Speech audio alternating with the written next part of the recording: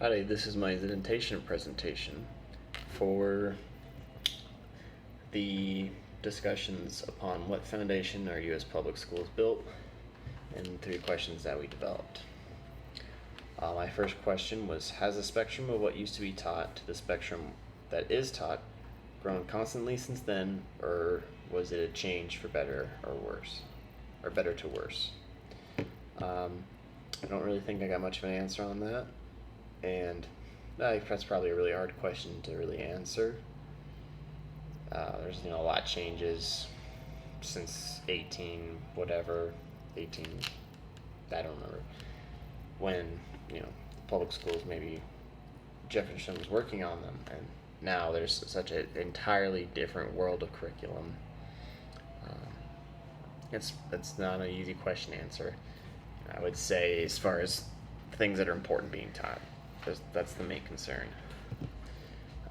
My second question was, how much funding goes into schools now versus our past? Those are the 2 comments that I got. Were trying to answer that. And one answer I got by NISA says that the funding was somewhat the same. But Michelle Morris brought a really good perspective that even though taxes and whatnot goes to public education funding, a lot of teachers spend money out of their own pockets, which I think any teacher would agree it's not really right or fair, or what's up with that. That's if you were a construction worker for a foreman and he's like, oh yeah, you need to bring your own concrete to pour. And if you're getting compensated for that, that wouldn't be as big as a deal.